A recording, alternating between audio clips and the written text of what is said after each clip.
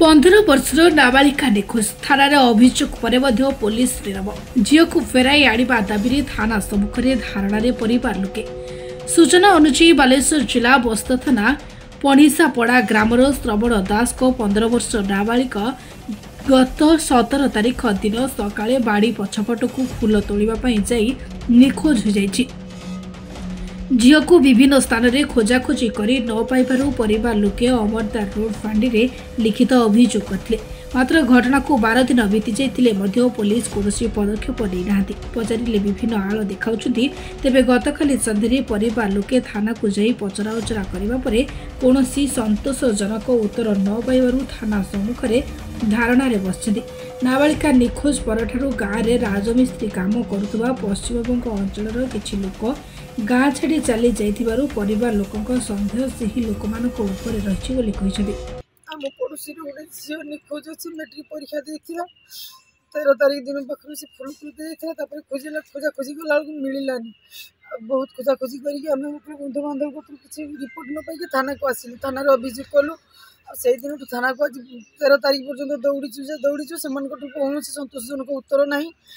कहला बेलू से कहते आम कौन तुम झील को जगिकी थिलु ना कौन तुम झील को कौन आम उठे आनीचु ना कौन किसी न शुणला आमर सन्देह होम बेंगलुरु किसी लोक आसती मार्बल कम करने झीर निखोज पर से भी कौन पत्ता मिलूनी तेना आमर सन्देह जे बेंगलुरु से लोक मैंने पिलाटा को नहीं हजे छोट पिला किसी जाने तेणु पुलिस को कहवा किसी भल कथा न शुणी आम धारणा बसीचु पिला न फेर पर्यटन बस आमर 17 तारिख ठू आम नाबालिका झील निखोज आम एने आम अमरदा फांडी रे एतला देलु फांडी रेफर कले बस्ता थाना को डे 1 रु फांडी थाना फांडी थाना है आज 14 दिन रे पहुँचीगला सर 14 दिन भितर आमको कौन सी माने न्याययुक्त कथा आमको मिलला नहीं न मिलू आम काली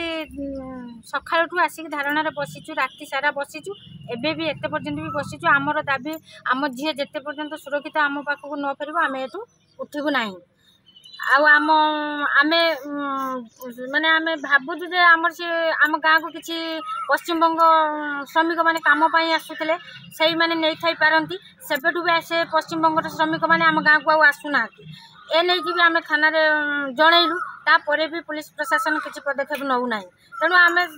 शेष निष्पत्ति आम ये बसबू जो दिन आमको झील देवे आम झील को नहीं जी आम सार को भी बहुत रिक्वेस्ट कलु सार आज 14 दिन है आम झील सुरक्षित अच्छी कि नहीं जीवित कि मृत आम जापारूनु तेणु आमर खाइबा पीवा सबू बंद कर सारूनी 14 दिन है आम घरे कहीं माने चुली लगुना एपर्यंत।